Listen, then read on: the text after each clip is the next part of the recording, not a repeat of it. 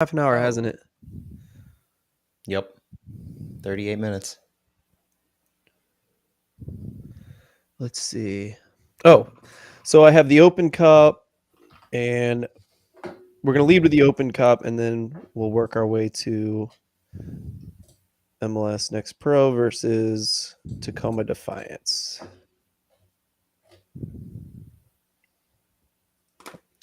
Which I'm going to look up Defiance. Hey.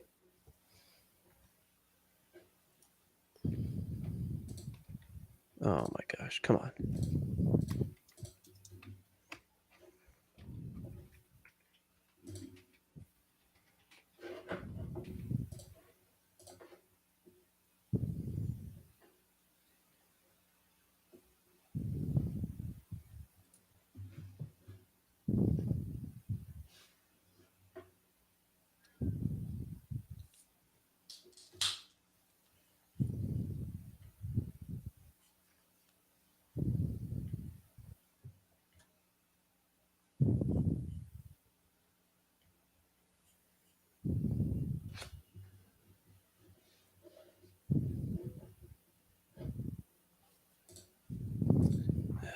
That's not going to help.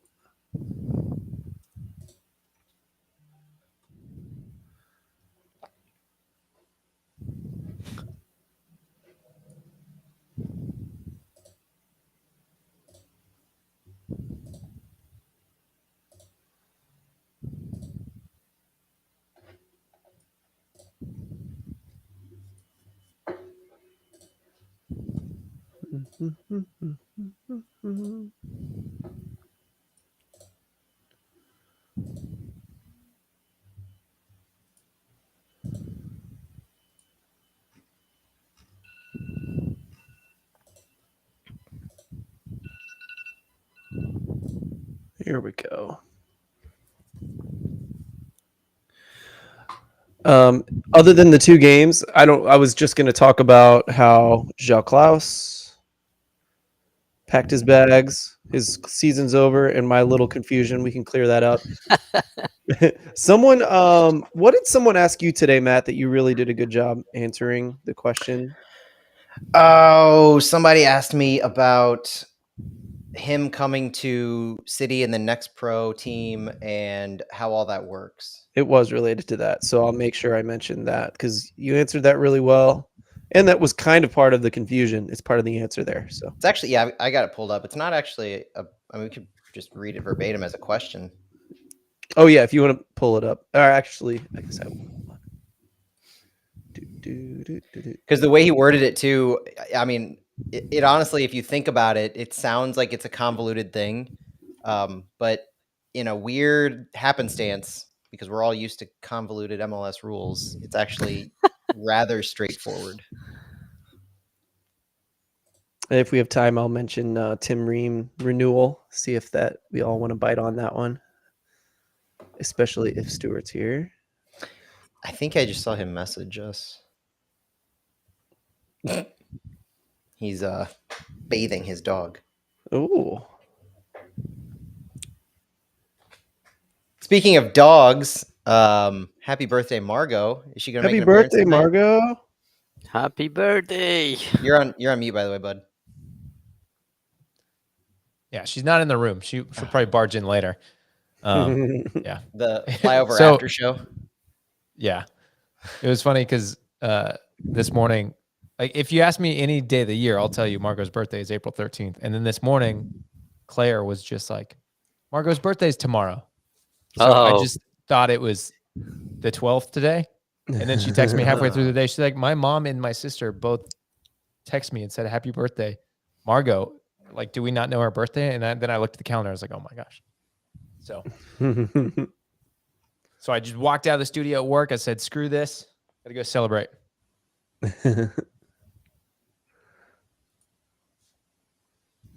Did you celebrate? Well, we did. We went to Treats Unleashed. Got a bunch of great. Stuff. So they make like the fancy treats and stuff. Yeah. Apparently they give you a giant dog biscuit that's the size of your head that says happy birthday on it. If it's their birthday and your rewards member. So that was nice. We were going to spend money anyways, and then they gave us this big old free thing. So Mhm. worked out. Shout out Treats Unleashed, #sponsored. Woo! Are you? No, Ah, I'll take it. you've got some sponsors, don't you? Seems like you do. Some here and there. Very nice. Okay, I'm gonna get one more stat before we start, and then I'm just gonna start. We should be live. I haven't checked our. I think we are. Let's see. I should get it going in case someone asks anything. Oh, thanks, Peter. Also said happy birthday, Margo. Yeah, I just saw that. Oh, oh, no sound, no sound. There we go. Okay. I'm getting.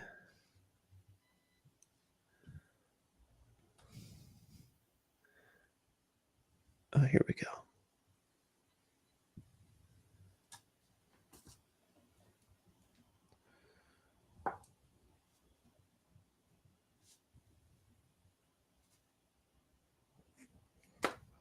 And Stuart is here. Perfect. Yeah, and it looks like I do not have video today. Oh man. Never know. Cool. Well, Stu, did you have video last time? last 2 times, I think. I don't know if I've seen you with video. What's your face look like? I forget. Is it That's me? not remembered, to be honest. Is it me? Am I somehow bumping Stu's face out of here? It could be you. No, it's one-on-one. It's been bad, so I think it's just bad omen in general. But not much to see. I just had to chase down a corgi and throw her in a bathtub. So I'm pretty rough. Okay, I'm gonna get one more nose blow, and then we're off. All right. Did you cover what we're talking about today, Phil? Yeah, I'm Open sure- Cup, the Tacoma Defiance game. We'll mention the João Klaus situation, which is exciting, and then if we have time, we'll talk about Tim Ream's renewal, especially since you're here. Give me 1 second. Okay.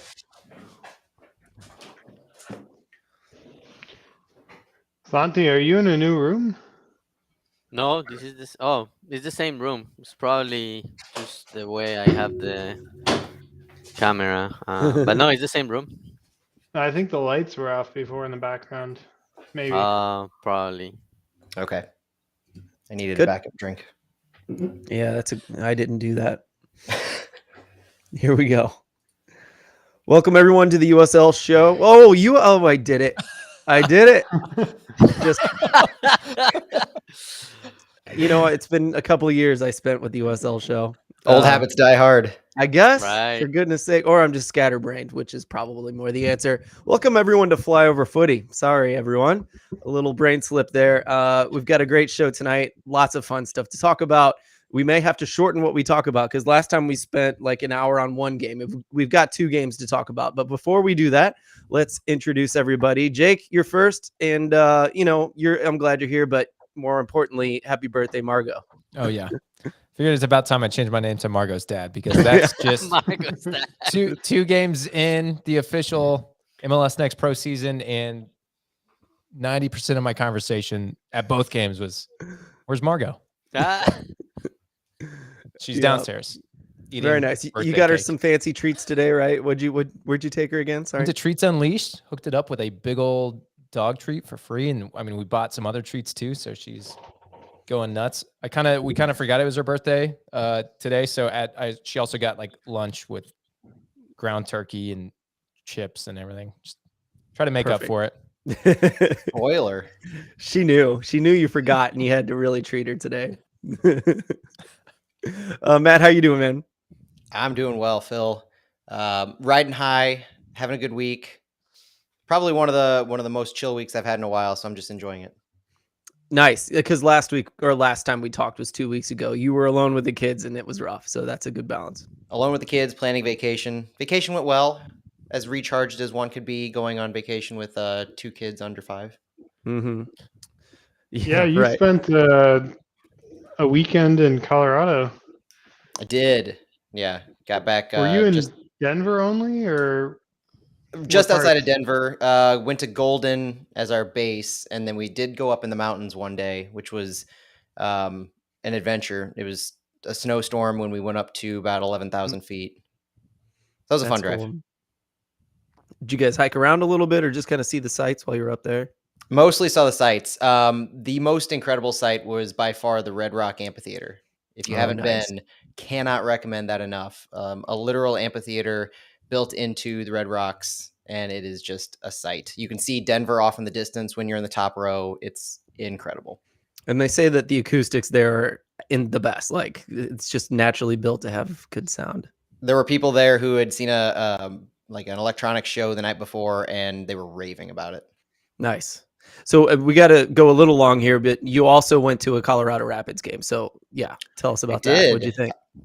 I was impressed by their stadium. It's one of those, I guess I like to say, like MLS 2.0 stadiums, similar to Sporting.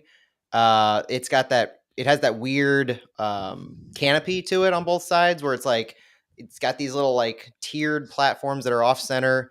So it's kind of a weird look. I got to hang out with the Centennial 39 supporter group. I think that's what they're called. Nice guys. Met up with one of our friends out there who's a city supporter. Took the family, had a great time. The fans were rowdy. It was louder than I expected it to be because it was definitely not a sellout. So I was kind of surprised with how well the atmosphere was, or how hyped up the atmosphere was in that stadium. But everybody seemed to be having a great time. But there were plenty of seats open kind of everywhere. And it was a rivalry game too. The Rapids were playing Real Salt Lakes. I think they call it the Rocky Mountain Cup. Well, it is a Cronky team, right? So It is a Cronky team. never expect a full stadium. They'll give it their Santiago, minimum. yeah. Santiago, how are you doing, man? What have you been up to? Doing great, doing great. It's been a good week so far, and tomorrow is my Friday, so I'm excited about the short week, and also getting ready to go to Puerto Rico for a week, spend some time with family, take a couple of days off, and do some work from there. Take advantage of that while we can. Very nice. Good. Stuart, how are you doing, man? What's new? Oh, Stuart, did we lose you? Okay, Stuart, we can't tell if he's there because Am I there's no there? video. There you are. There you are. Yeah, it's my Just sneaks headset. away. No, I was secretly just hiding under the bed. No, I'm doing well. Just I'm jealous of Santi right now going on Me down to too. Puerto Rico. So I think everyone is here. Today's weather was not a great endorsement for sticking around the Midwest, but no, it's been great. I was actually trying to change my name while you were talking to Margot's #1 fan, but Ah, Well, but I'm really sorry I kept that from happening. That's my bad. no, I'm just really bad at doing any sort of video conferencing, so I'm all off the board here. But no, I'm doing well. I'm actually I'll be heading overseas next week, so looking forward to that. But hopefully there'll be a Louisville loss in the Open Cup head, because that would be absolutely fantastic. It really would. I am sorry that I found out because I actually got to watch half that game we're about to talk about at the Dam with you, and you were worried that Fulham might move the game you were planning on watching, and they absolutely did that to you. Yeah, no. So that's absolutely one of the things that at least MLS and American sports do way better than specifically English Hmm. Sports broadcasters are. In England, you have it's supposed to be 8-week notice, but for some games you can give 6 or 4-week notice on moving games. Hmm.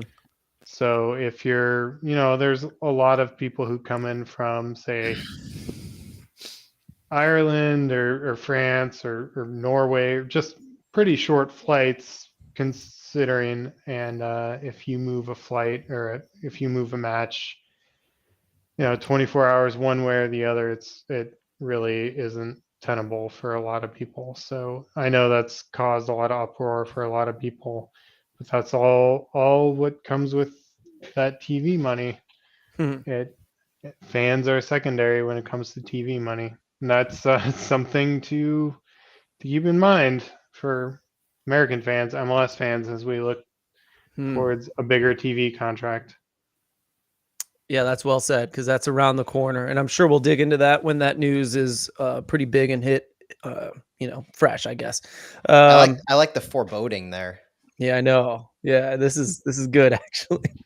We can replay it. We're recording it. I'm very good at foreboding. I mean, there's many things I'm always cynical and anxious and dire about. So just let me know, and I'll give a 15-second clip for all of them. Perfect. Hey, I'm with you on that one though. It's something that it's worth worrying about in my opinion. But like I said, we did get to hang out and I watched the second half of that. Which one was it? The Open Cup game? Yeah, the Open Cup game at the Dam. I don't know why that's so foggy, but yeah, we got to watch St. Louis City SC2 play Indy 11, and an astounding victory in my opinion. That game was, I thought our guys were dominant against the USL championship team, and we got some interesting coach comments from the other side, and maybe we'll get to that later. But let's just start with you guys. Jake, I want to start with you again, man. How did you feel about that game, and kind of what were you thinking as it went on? So I was working while watching it. I wasn't quite able to get everything done before the game started. So I had it on side by side on my work on one screen, game on the other, as I usually do anyway. So, but this one I was trying to be a lot more attentive to. I did catch a lot of the game, and it was just great. It was so good to watch. We just controlled the game without the ball. Like our press was fantastic. I was pretty optimistic going into the game, just seeing how much we've progressed in such a short time, and considering we tied them 1-1 in preseason, which was pretty early in preseason, if I remember correctly. Yeah. So I was pretty confident seeing how we played and how much we've just how the team's been able to like blend so well together in such a short amount of time. I was feeling pretty good going into it, and they look great. Yeah, the coach's comments afterwards, like, dude, you're an idiot. I don't know what game you're watching, but not Hackworth's comments. They're the Indies comments after. Oh yeah. Clarify. Mark, is it Mark Lowry? I forgot his first name. I'm going to look him up because I want to get him right. But go ahead, keep going. Yeah. So I mean, it was great to watch. That first goal was just nuts. Like, well, let's start U.S. Open Cup with a golazo. Why not? Okay, cool. St. Louis City SC, here we come. Like it was so good to watch, and yeah, I don't know what else to say except it was fantastic. It was. Anyone else want to jump in, give some more details, perhaps? I really like the way Jake put that. We controlled the game without the ball, because our overall possession was 36% in that game. So it was in line with what we saw the first game and what we saw with Tacoma, where we didn't have the ball a lot, but that high press and the constant pressure that we were putting on them was rattling them. And that was very abundantly clear that they were just off of their game. And I don't know what their game looks like typically, but I can't imagine that was by design for them at all. The first goal was because of the pressure we were putting on them. They played it from a goal kick, and they couldn't figure out what to do with the ball in their end until they tried to clear it. It made it maybe halfway towards midfield, and then Yarrow just, what an unbelievable touch in the air. The ball didn't even hit the ground, just an unbelievable touch for a cross that Ezra played on a one bounce, and then an immediate just golazo in the back of the net. It was amazing. And that was they weren't off their game then, they were off their game at that point for the rest of the game. And that set the tone, because it was early, like an 18-minute goal. So they just never seemed to be able to recover enough to put up much of a threat. Agree. Stuart, Santiago, what do you guys think about the game? So I missed the second half because I had something to do around that time. But the first half, what I saw was great. And just back to that goal, echoing what Matt was saying, is the result of that press. Like if you look at the replay, like before Indy had that header that ended up with the ball going to Jaros and him passing him right away. Like if you stop the replay, like right before they hit that header, there are like three or four St. Louis City 2 players around the player that hit the header, and I was like, wow, this is amazing. And yeah, obviously they were pressed and didn't know what to do and thought they were getting away with it, and Yaro with that quick pass, that was amazing to see. It really, really was. Stuart, why don't you give some thoughts before I go too long? You might cover something I was going to say anyway. Oh, I don't know about that, but it was just fun going to the Amsterdam and seeing a few people there who I don't know, and it part of the St. Louis City experience that's fun is seeing non St. Louis FC fans, or I don't know if I'm wording that right, but just new fans experiencing the team in a way that I haven't seen before. So at the Amsterdam, there were probably 10, 12 fans that never seen, never known, but they were very into the game. And unfortunately, the TVs were off on their timing. So the feeds were a little bit off, which kind of ruins the magic slightly. But Ryan, Pulliam, and I moved over to the most updated feed to watch the Ezra Armstrong goal, and that was just an absolutely amazing goal. And it didn't really seem like a game that was ever really in doubt, or a game that should ever be in doubt, if that makes sense. If Indy won that game, it would have been a travesty because we just dominated them. That game could have been 4-5-0, and that would have been a respectable score for the how that game was carried on. Outside of maybe what was that, 15 minutes in the second half, start of the second half, where Indy came back, it was all St. Louis, and Indy hasn't looked well this year up until last week. I think we kind of woke them up a little bit. So it was quote unquote an upset, but it wasn't a surprising one, if that makes sense. Yeah, I agree. To dig in some stats, once again we saw 63% passing accuracy versus 75%. Possession 36-64. Indy obviously higher in both of those categories. And my main takeaway from this game was I was totally expecting that to be the case. And so this is like, I looked at that game and I thought, this is how St. Louis controls a game. If we win a game and we look good in a game, this is what we want it to look like, because Indy, they were just retreating the entire first half, just retreating all the way back to the back line. Rarely did they get at the ball ahead of their half line. And a lot of times they would get it at the half line, pass back, and we'd press them and they'd pass back, and then they'd lump it forward quite often. So we really did. I feel like we controlled the game, especially that first half outside of those 15 minutes that Stuart was talking about. I believe Indy had like 1 or 2 shots. I'm not sure anywhere on goal in the first half. So just complete dominance from a third-tier team against a second-tier team. One that has some major players in it, I'll just say. And I will just also say that Nicky Law looked really good and found himself in space that was really starting to worry me throughout the game. They weren't able to capitalize it. I'm not sure they saw how useful he could have been on the left flank there. But I was talking to John Morrissey, who is of USL Tactics fame, because he's an Indy 11 fan. And we were talking before the game. I was like, hey, how do you feel about Indy this year? I'm not following very well.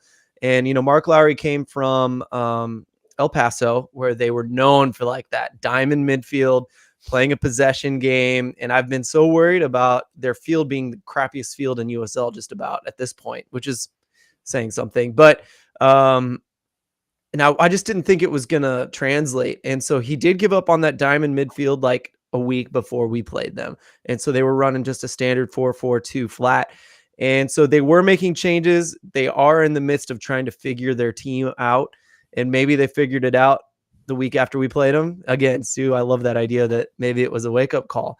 But anyway, some background there that we caught them at a good time. But I don't think that means anything because of the level of dominance.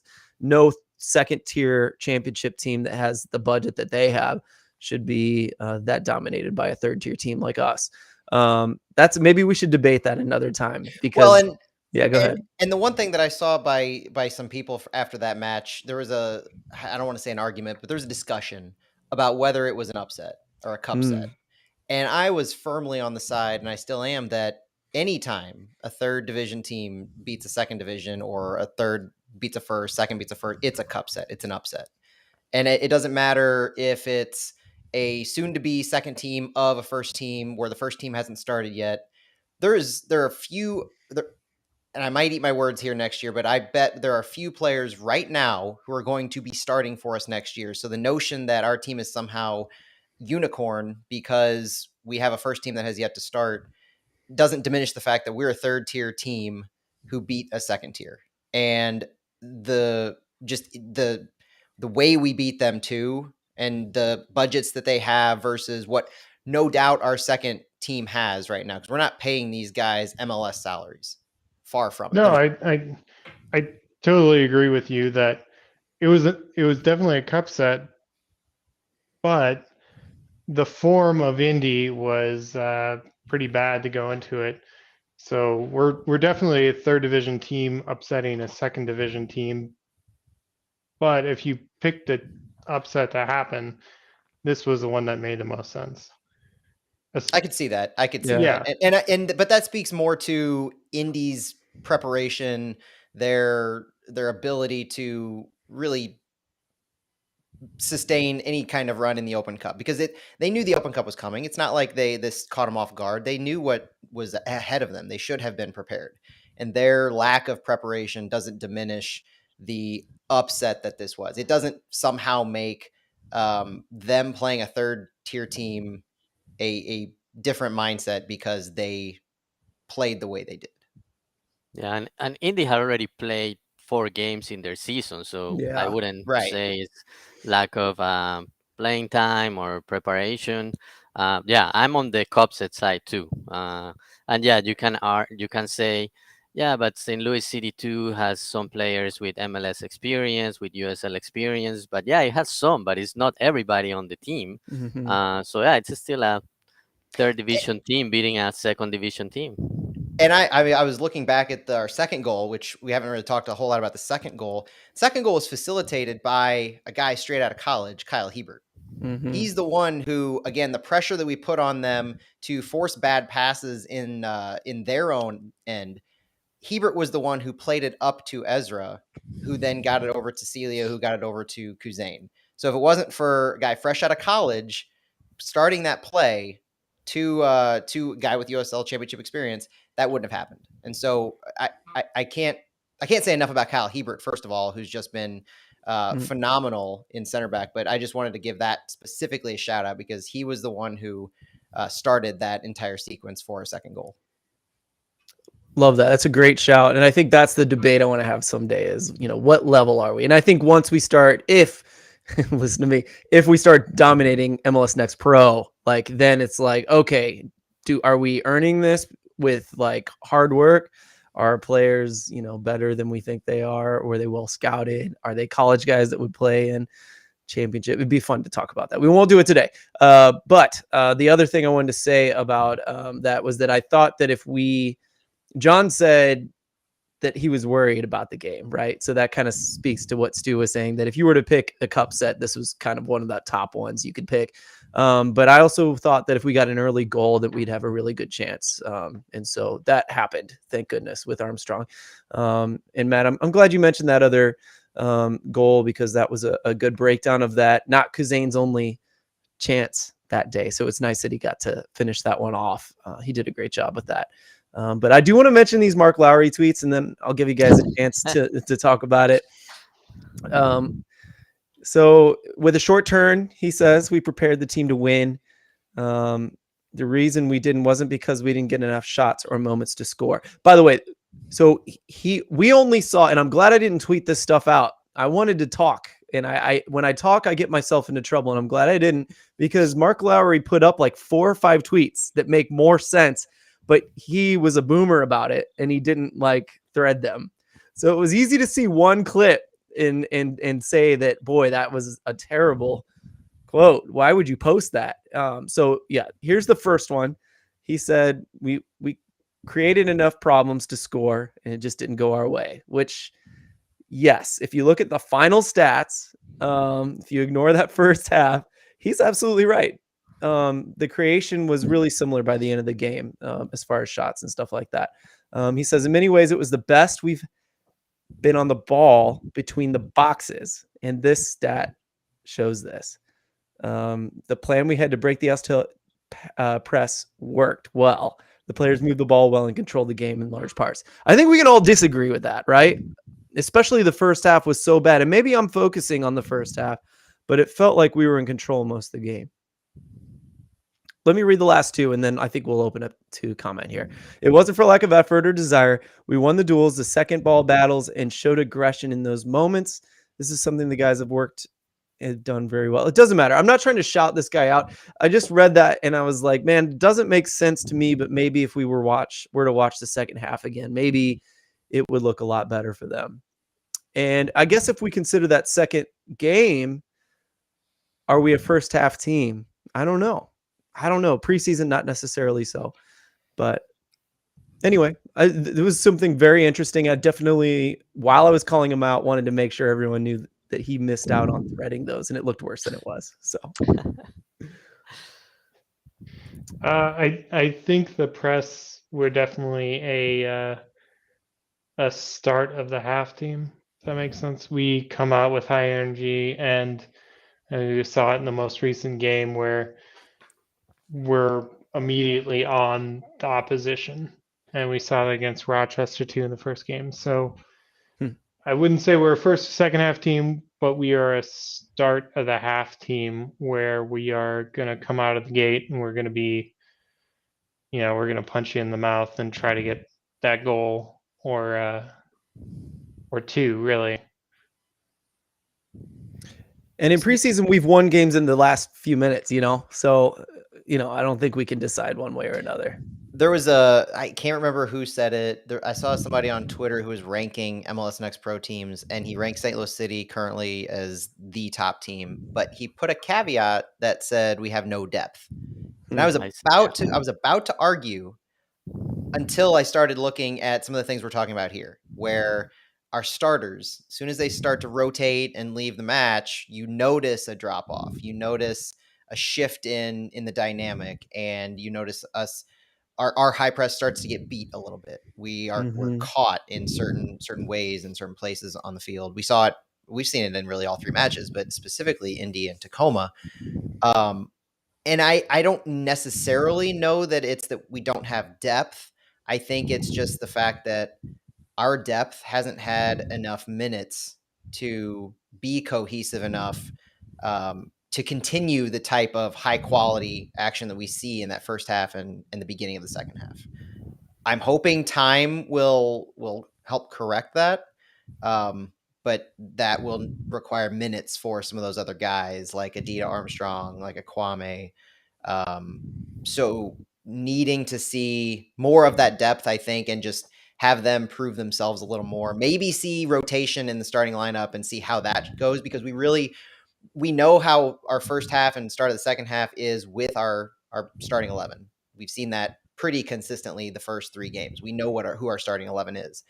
But once we see rotation in that starting 11, that's when it's going to provide a really interesting insight into how those other guys play and how that depth really handles being able to start the game with this high intensity.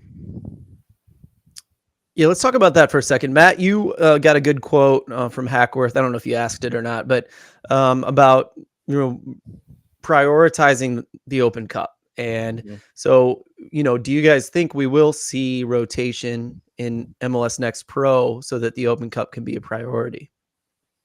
100%. I think so. The two things he mentioned were the very first match, the opener against Rochester, because it's special, and the Open Cup, where it is win or go home. Other than that, it is his mindset and his quotes were leaning more towards this being a developmental team. That those standard things you hear about the two team, we're developing talent. We want to grow everybody, grow who we have. So Mhm. I think we're going to see a prioritization of our starting 11 for the Open Cup for as long as we have it. I would not be surprised at all to see significant rotation against Sporting KC2, meaning maybe 4 or 5 different guys. Mhm. Now, I don't want to go too off topic, but we've got our GA Cup U17s down in Texas, so I don't know how available guys like Mayer or Vollmer or those Ferguson and them are going to be. But we do have some pro players who haven't seen a whole lot of time. The Gibbs or Carson Gibbs, Jack Mhm. Wagner, those kind of guys. So I wouldn't be surprised to see some of those just so we can stay fresh and keep the starting 11 we've been seeing more or less for Louisville. Yeah. And Ezra Armstrong is going to be back for that match. Right. Yeah, I want to see rotation in the MLS Next Pro stuff personally. Yeah, and Yeah, go ahead. no, and I think we will see more of that rotation. I think it will depend on how we do in the Open Cup. Like Mm. if the team has a good run, I think we will see some rotation, and I don't necessarily think we will see that this Saturday against Sporting KC. I think we will see it for sure on the 24th, the game after the Open Cup. But I think if the team goes in a great run in the Open Cup, we may not see a lot. Yeah, you will have some guys that you may want to rest. But I think after the Open Cup, depending on how long this run goes, we will see more rotation and kind of be back to that development team and trying to give more minutes to some of the younger players. Although the other thing to keep in mind is around July, a lot of these guys that the team already signed for MLS are supposed to join the team. So it will be interesting to see what the core group will be around that time and how the team rotates the players. Yeah, well, it's yeah. They've got a balancing act. They gotta go through, and it's almost good that we have lots of games. Like if we have more Open Cup games, if we have lots of academy games, it's nice that there's a way to spread those minutes and not make those U23 type players feel, totally rejected when those massive pros come in. So I think about that a lot.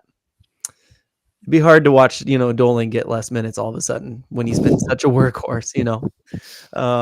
I have other thoughts on all that stuff, but I think we're going to cover that kind of stuff other days. So I want to move on to the next game. Back to MLS Next Pro competition, 4-3 win for St. Louis City 2. Roller coaster, right? An own goal from Yarrow, and then we go on a run, and then we give up 2 to keep it close at the end. Heavy rotation, we have to say, now that we've just talked about rotation. So I missed the own goal. Matt, do you want to walk us through what happened there? Because I'm not even sure, to be honest. Yeah, so it was Tacoma had us deep in our own end. Hebert was defending a player on our left side, and their attacking player tried to make a cross on the ground.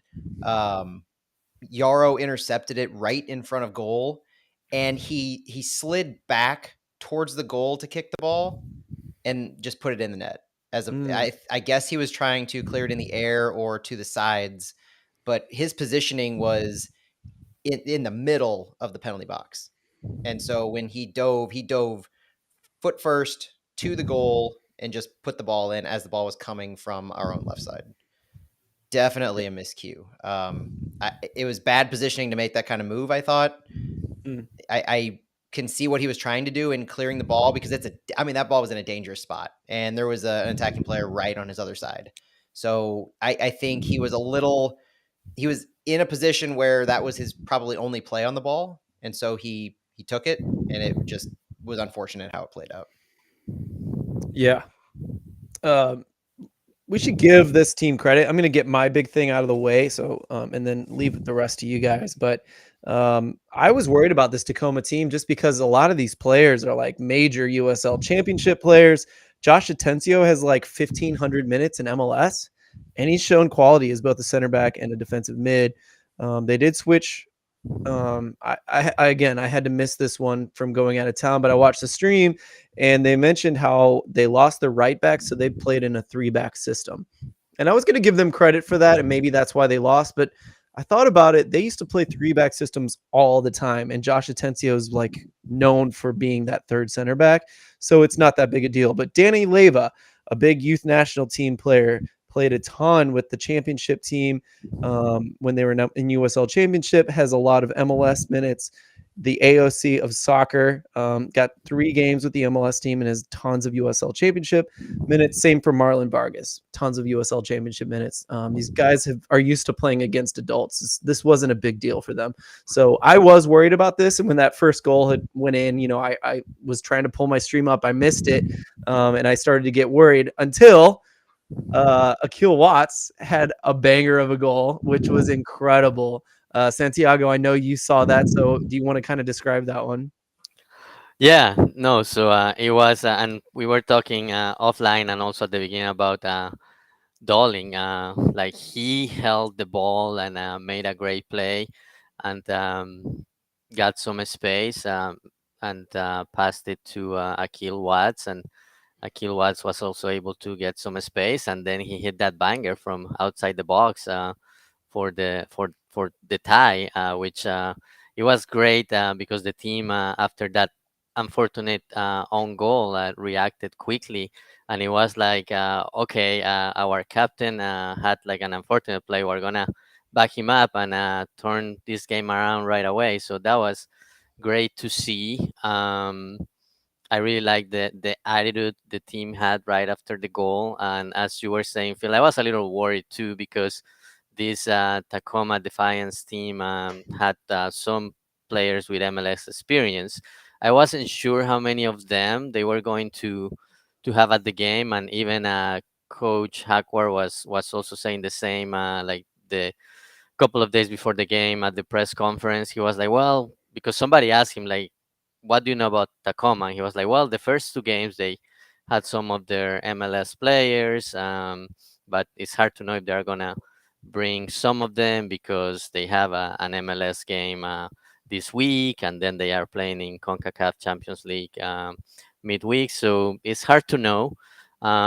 So I wasn't sure if they were gonna have a lot of them, but yeah, 5 of the starters had MLS experience, and like the first, even before the goal, like Tacoma had a chance that their striker wasn't able to put away. Mm-hmm. So even leading to the goal, I was like, wow, this Tacoma team is showing good things. It's a good team, so it's gonna be a battle. But I really like how the team reacted and was able to turn things around. Yeah, obviously some things at the end. Yeah, you put yourself in that position where you can have rotation and give minutes to other players, but obviously things didn't go the right way, and we finished with 2 goals for Tacoma and made it closer. But no, great reaction from the team. I really like that first goal. Well, and the comment about Hackworth not really being sure who Tacoma was going to throw at us, it kind of made me wonder if that's why we didn't start flat-footed necessarily, but why Tacoma was able to kind of get those early opportunities and get that goal in, and put themselves in the position to have that goal go in early. There seemed to be a lot of uncertainty in that regard, so I wonder, we came out with our own game plan that was pretty consistent, but you always wonder how the game plan is going to be for the opponents, and if you don't know, that kind of immediately led me to think that there were some ways that Tacoma was coming out at us that we maybe not were expecting, because of that specific rotation that they put in. Yeah. Yeah, I think all those things are definitely true. And the Akil Watts goal, like, I just wanted to say, I know I'm kind of jumping backwards here, but I just didn't know he had that in his bag. Like, I could picture him hitting a banger. That doesn't surprise me at all. But the fact that he was able to kind of twist and like reverse shoot it with such a fast release, like that defender was like, there's no way he's going to shoot it as quickly as he did. Like, he got that ball off so fast with so much power and placement.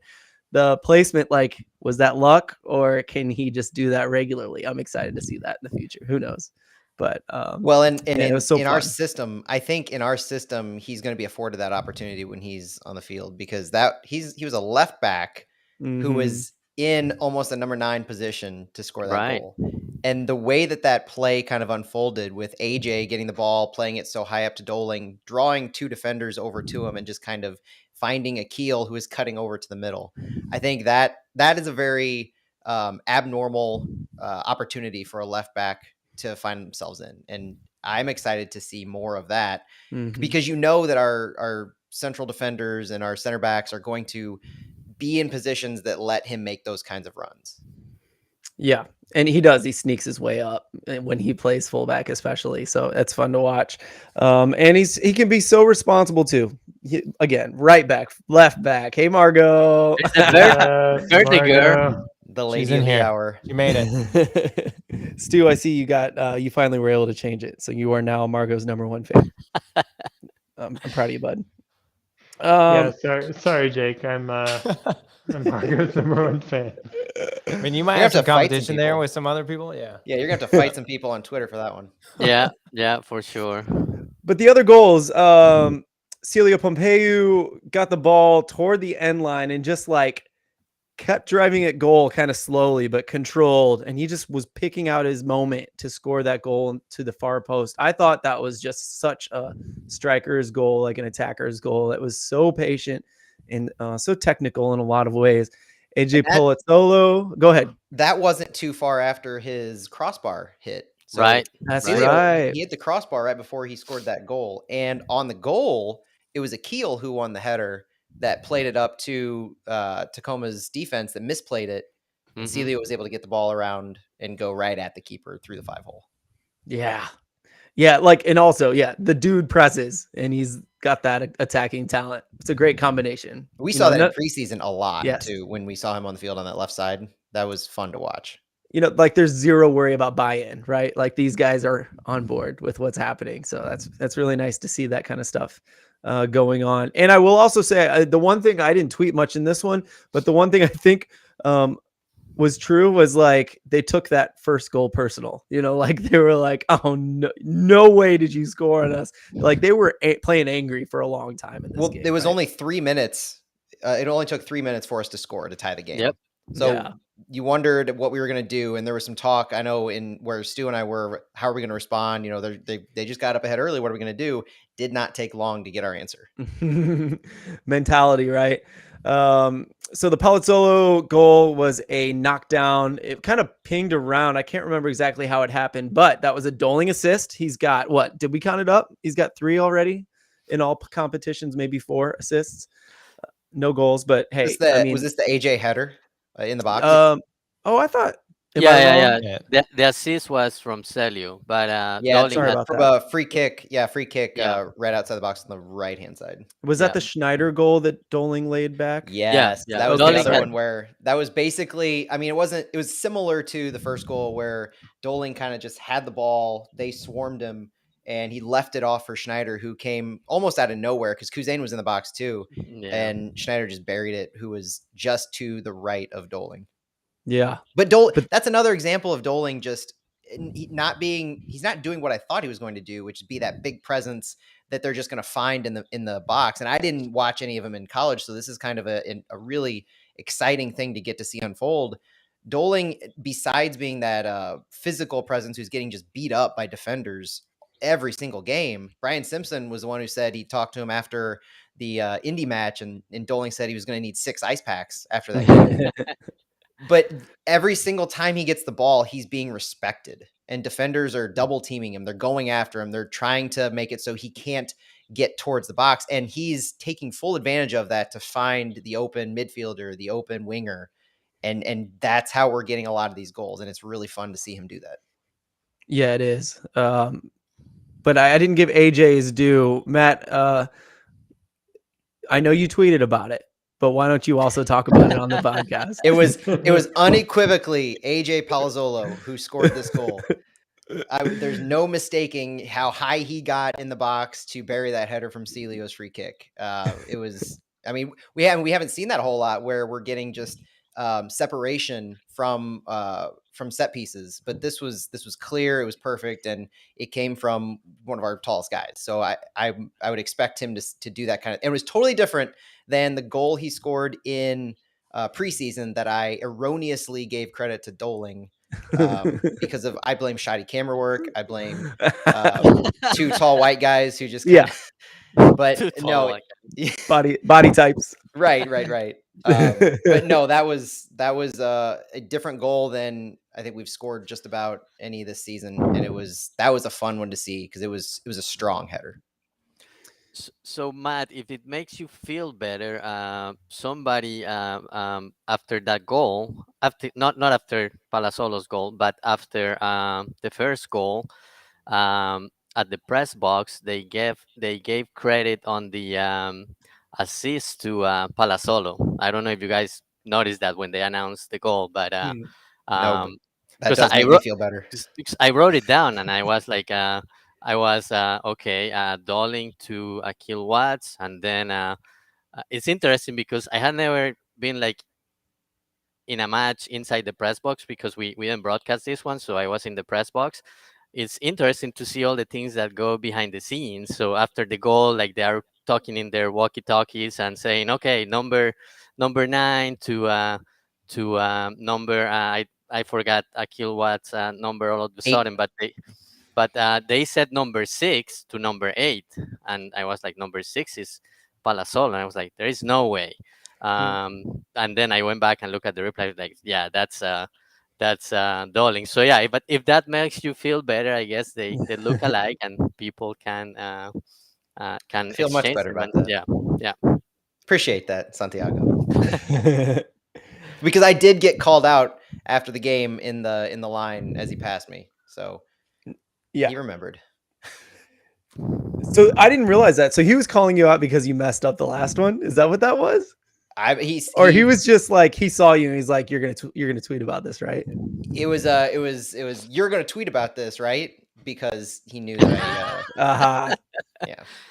I love it. So yeah, in this one, Doling had 2 assists. Pompeu had an assist and a goal, and I think he got man of the match, if I'm not mistaken. Yeah. Yep. He got man of the match. Yep. Yeah.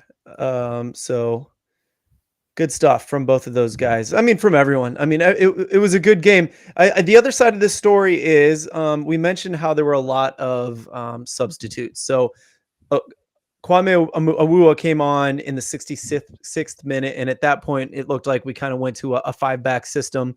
Watts switched to the right as a wing back, Awuah on the left. And then we start seeing in the 73rd, Gibbs comes on for Kamal and Wagner on for Pompeu. So both those guys was Wagner playing as an attacker? I was having a hard time. It was a little too blurry on the stream. Does anyone know where those two were playing at that point? Wagner was playing center mid. Yeah. Okay. So, yeah, I don't. At this, I wish I could have figured that out better. But also later on, Sergio Rivas came on after being injured. He finally got some minutes, some professional minutes. De Rosa came off. So lots of subs. We got a lot of guys some minutes, but we also gave up 2 goals, right? So, I threw a million things out there. Part of it was, boy, we subbed on some young kids and then we let up some goals. That wasn't the whole story. Do you think mentally we let up? Do you think we were tired?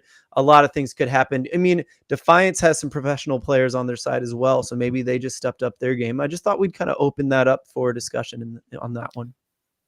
I mean, we could have been winning that game 6-1, 4-1 at the first half, because we had a penalty call that didn't go our way in the 3rd minute of the game when Diaz got taken down on the box.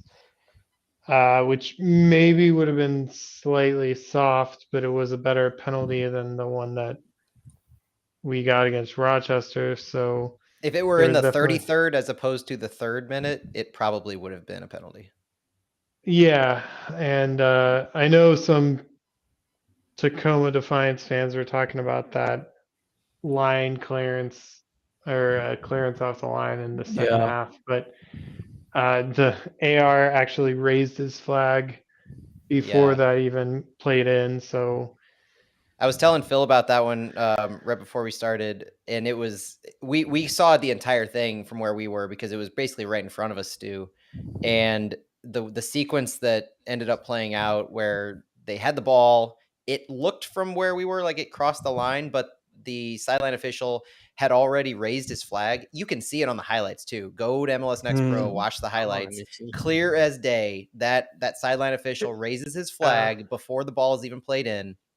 We clear it at the goal line, whether it's crossed or not, and then he just pulls his flag down and keeps on playing. Listen, they're third tier too. You know what I mean? We've all got some learning to do.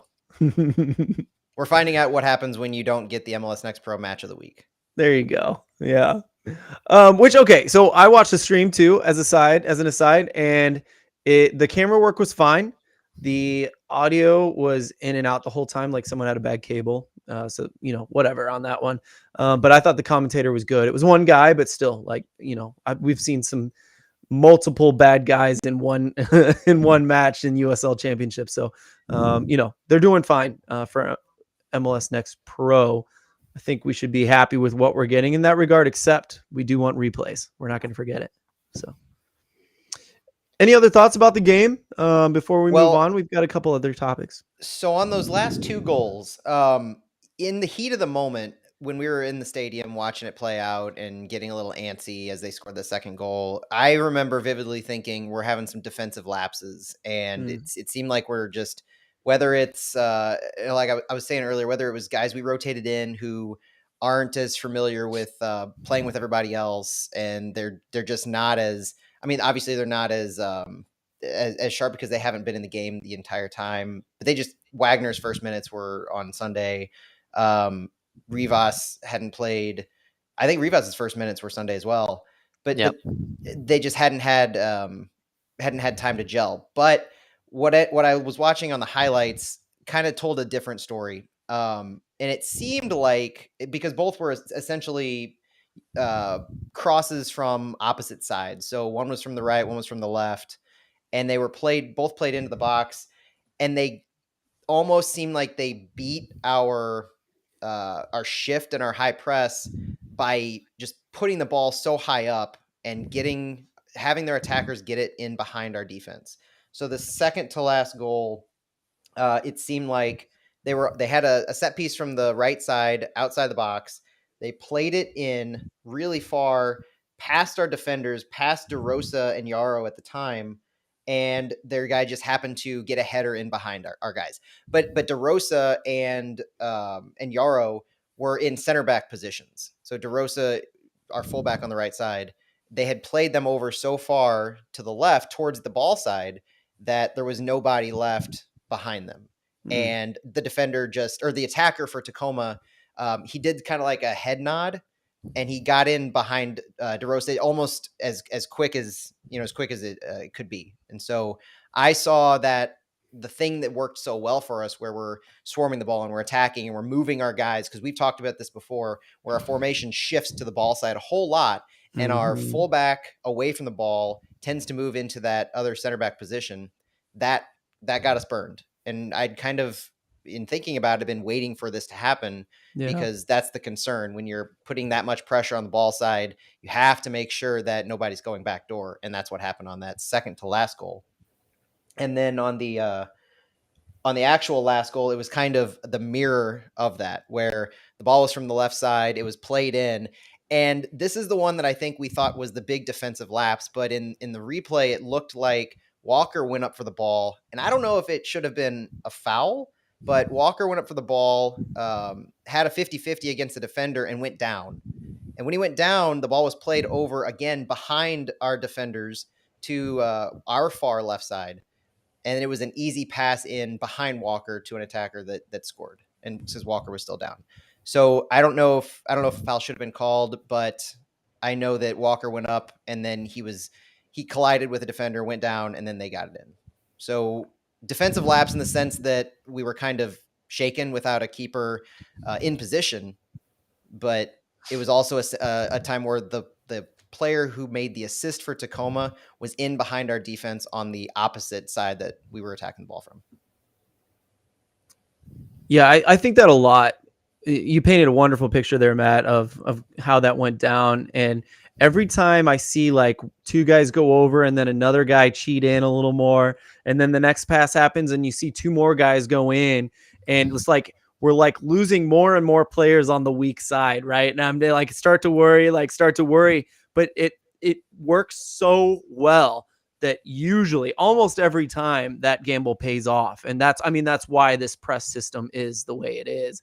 But the enemy of every pressing team, Liverpool included, is going to be, balling behind to the weak side where no one is anymore, and so then you got to have a pacey defender of some sort to come in and do a last ditch save. So, watch for that in Liverpool, or I don't know any other, Leeds United, some really massive teams are going to have exactly the same problem. And it happened to us twice in that game. So, something to watch for. Matt, thank you again. That was really good work on picking up on that tactical move.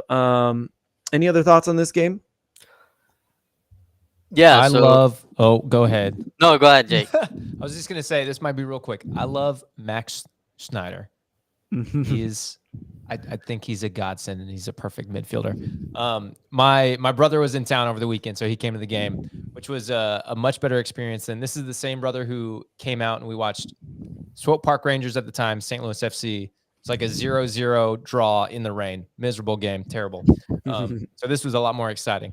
But Max Schneider, I pulled up, while we were at the game, I pulled up Max Schneider's free kick from the first home game that Kuzan scored. Yeah. And even though that shot and that kick was saved, like that was such an insane, just go back and watch the replay. Like the movement on that ball was nuts. So I showed my brother and I was like, this guy's crazy.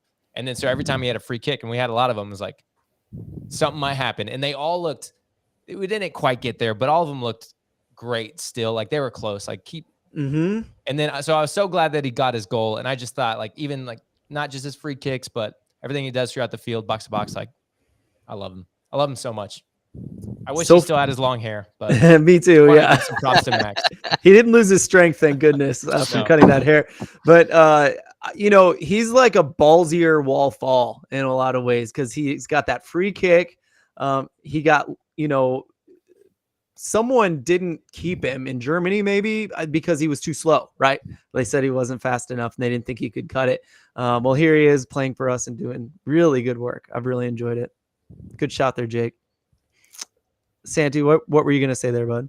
Yeah, very quick. So I wanted to comment. So the team has scored 8 goals in 3 matches, 7 different goal scorers, which I find great. And you have a combination of defensive guys scoring, midfielders, and Josh Dolling hasn't scored yet, but he has a few assists and his goals will come. But the fact that 7 different guys have scored, I think is amazing, and it speaks a lot about the way the team is and how they play as a collective and how they play with each other. So I really like that we have spread the goals and the assists among multiple players.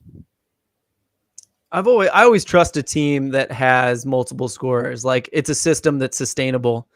When you get like a Dane Kelly or like, someone just scoring, what was that? Haji Berry did it for Colorado last year.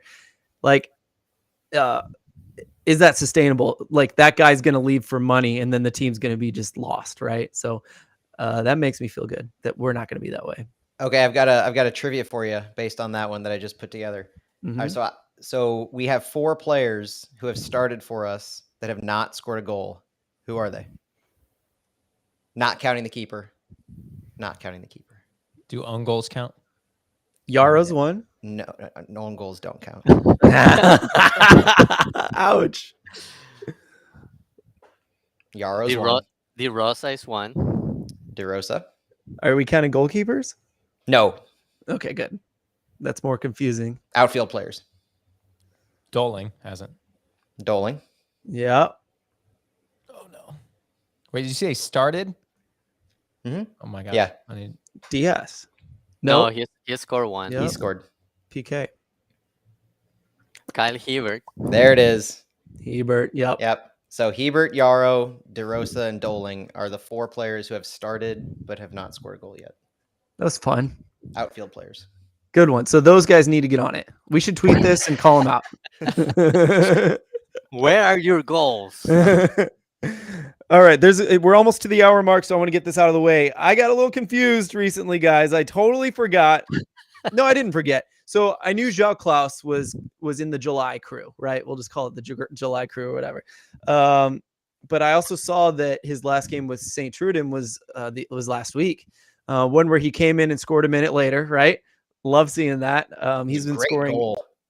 Was it? It was a great goal. Yeah. There's a video that's circulating. It's on his Twitter. I think STL FanVan retweeted it. He found himself in a perfect position. The ball was on the right side. Had like a little cross from the right to the center, and he was charging from the left corner of the penalty box and he like jumped up in the air, right-footed, and just buried it. Nice. Perfect positioning. Love it. Yeah, I'm really excited to get him because I think that's gonna go. I think he's a bit of a diamond in the rough that'll do well in MLS for sure because he's been given up on. But anyway, he's done with St. Truden, and it showed like his bags packed, and it had flight to Brazil and then flight to the United States. And I was like, wait, I mean, he may take a couple of weeks off, but maybe he can start in May, right? Maybe we'll see him in May, but I didn't know about the rules, and we'll skip straight to. Scott Winter asked a wonderful question. Forgive me if this is explained elsewhere. Do we use the MLS Next Pro transfer window to bring Klaus over in July? Are we required to clear an SC2 spot for him by a loan or cut a current player? Can we freely move him back to St. Louis City 1 between September and February of 23? Really cool question. And these two, my mistake and this question are kind of combined. And Matt, you answered it very nicely. If you want to take it from here. Yeah, so there is a secondary transfer window for MLS Next Pro that opens beginning of July, and that would be where we could bring him over. Klaus is signed to St. Louis City, the MLS team, so he would need to be loaned down from City to City 2, which we could do during that transfer window. At that point, Klaus would take up a professional slot on City 2. We currently have 7 open pro roster slots per their roster rules. So we would not need to cut or release a current player. We can just loan him straight down during that secondary transfer window. And then at that point, he's on loan to City 2 from City. So he can be moved back whenever City decides to recall him. Perfect. How are we doing on international slots? Because even a loan would require an international slot for City 2. We have open international slots. Yeah, it's 7 for MLS Next Pro, Next Pro. correct? Mm-hmm. Yeah, so assuming all of the transfers coming in July occupy international slots, I'm just trying to do the math in my head. I mean, Yarrow can't occupy an international slot at this point, correct? Yeah. It'd be hard to know everyone's green card status, right? Yeah, just off the top of my head, there So can't be many. If there's 7 international slots in MLS Next Pro, and we were to loan down Klaus, Ostrich, Nielsen, Berkey. Nilsson, Berkey, and Pedro. So that's 5. So that would cause an issue because I think we have 3 players, at least 3, occupying an international slot now. But those international slots can be traded and acquired, so I don't think that's a substantial barrier. Yeah, what could that possibly cost in MLS Next Pro? Uh, There's no GAM now, so maybe it is a more. bag of select balls before the Colorado Rapids match. Wasn't someone traded for pizza in USL at some point? I forgot what it is. I mean, I couldn't imagine getting a couple international slots would cost much of anything, to be honest. Good thing to keep in mind, though. Maybe we can ask that. There's a meeting tomorrow, or a press thing tomorrow, so I'm not going to ask that. Not there, but someday maybe we can ask that one. Closer to July, I think that Yeah, that's a valid Yeah. question, because I'm absolutely. not quite sure who's occupying an international slot now, because some of the guys who are from foreign countries went to college in America, like Sergio Rivas, Yeah, Josh Diaz. Doling, Diaz. Yeah, those guys went to All of college. them. So Yeah. Schneider's the only one who I'm pretty sure is occupying an international slot. He went to college here, but Well, Schneider was here for 4 years, right? At Marshall. Maybe even 5. But I would venture to 'Cause he guess didn't- that doesn't really play into domestic international now, just because you would have to have a green card to be a domestic player, and they were on like probably a school permit or school visa. Yeah, yeah. When you're in college, you're Yeah. on a student visa for international students. So yeah, that doesn't do anything for them. And I know for a fact that we have 6 countries outside of the United States that our players hail from. Right. Santiago, if we were to start a team that was flyover footy, would you have a green card, or would you be an international slot, or have you been nationalized by your Puerto Rican wife? Yeah, I am a U.S. citizen, Woohoo! so no international slot for me. I won't have to spend any of my GAM or TAM. Now I'm Right. now I'm You, happy. you won't have to give pizza to anybody to to be able to get me on the team. Man, I like pizza too. So I am eligible for the Polish national team, so Nice. if I switch, then I would require an international slot, maybe. We got a Caps too. Yeah, we got to get him cap tied and then never use him again. Tyler Boyd. Okay, one more. And Stu, this is involving you especially. I'm going to come ask this one to you. Tim Ream, I saw an article today that he's up for renewal. Do you think Fulham will renew, or do you not think, or what do you think they should do?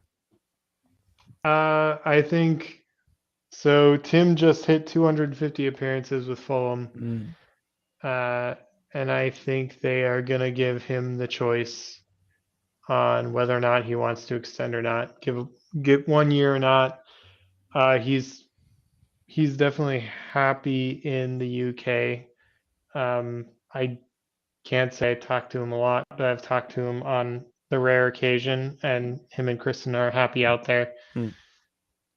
So yeah, they'll give him the choice. I could see him sticking around a year as a Fulham guy. I hope he sticks around a year and just is a bench presence. He's been the captain for most of the season.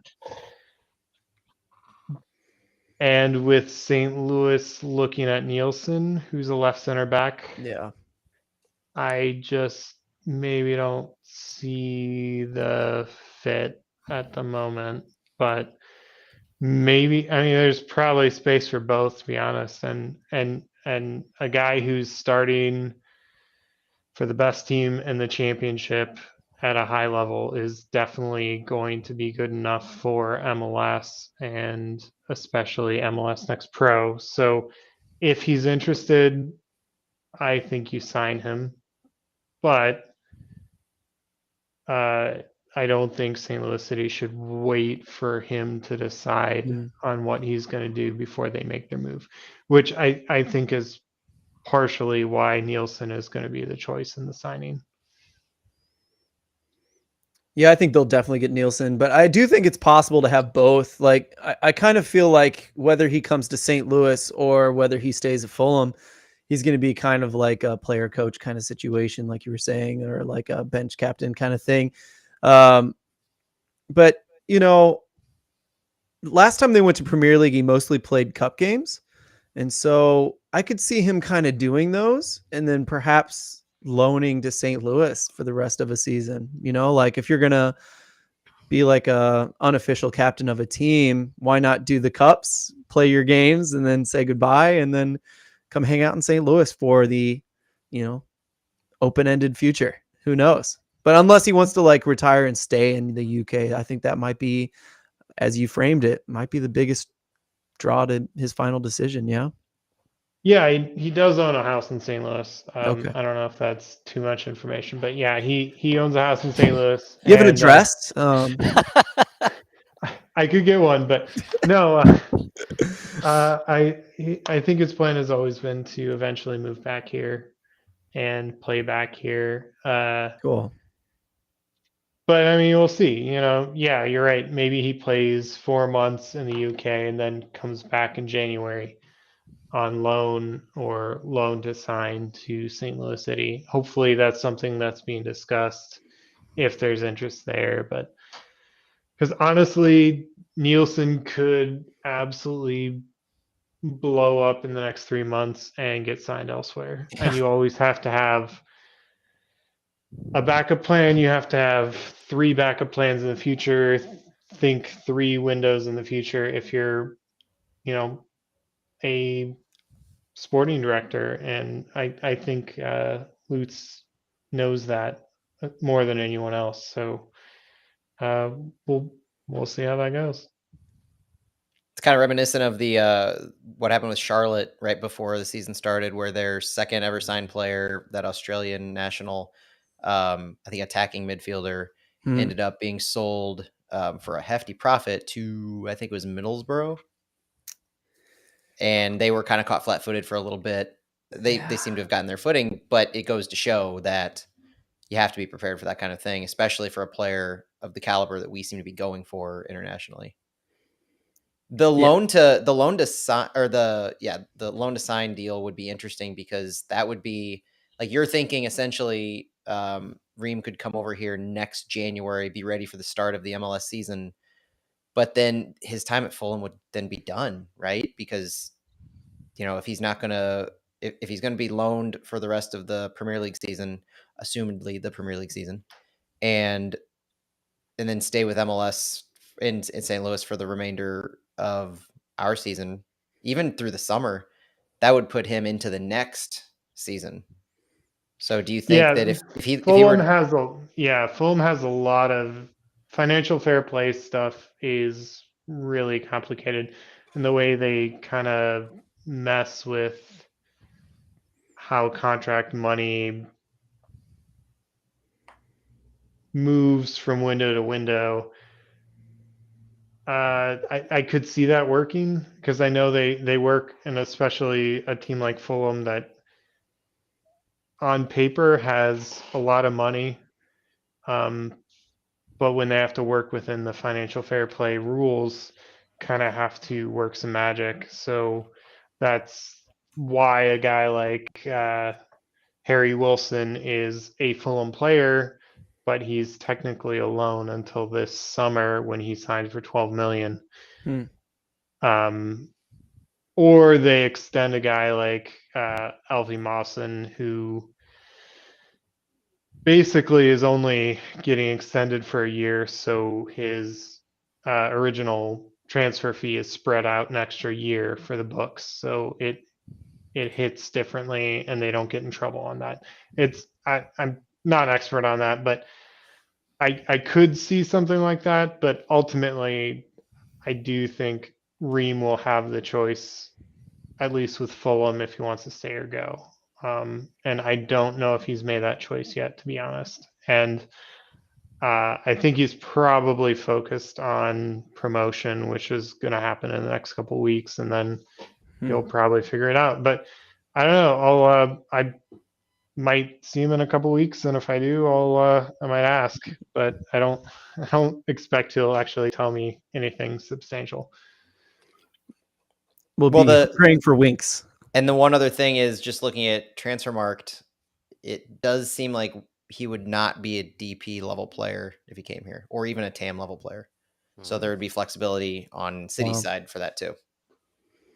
Yeah. Yeah, I could see maybe some TAM. I mean, Cameron Depends on was what a kind TAM of- lover player, right? It depends on what kind of transfer fee occurs in a loan. Yeah, that's fair. Mm. If he came on free, I would think he would be a minor TAM player, if a TAM player. But I mean, probably a similar situation to Cameron. Cameron came on a loan from QPR at the very end of their season, so maybe something similar to that. The January window, I mean, Fulham may be really excited to unload some salary. You know, I don't know the rules. I don't know how needy they are of money, but couldn't hurt if they need someone, you know. Who knows? But, you know, mostly I think we all agree. I mean, we want Ream to be happy and retire a happy St. Louisan with a wonderful career, which it has been. So all the best of luck to him and his decision. We'd love to see you here, bud, if you watch this, right? Surely he watches. Can't imagine All he right. doesn't. Yeah. You know, if you see me looking to the right and losing attention, it's because I'm just saw that CCL, CONCACAF Champions League, Seattle will be the 5th MLS team to play in a CONCACAF Champions League final. So that's exciting. They just beat New York, and there was some crazy stuff going on. I highly suggest you watch the highlights if you haven't already by the time you're seeing or hearing this. Well, I was gonna watch the full game, but never mind. Yeah, I know. Yeah. Spoiler alert. Just gave it away. You don't know the score. Cool. All right, guys. Thanks for talking to me. If you are listening or watching this one, really appreciate it. Thanks for hanging with us. We'll be talking to you in another couple of weeks.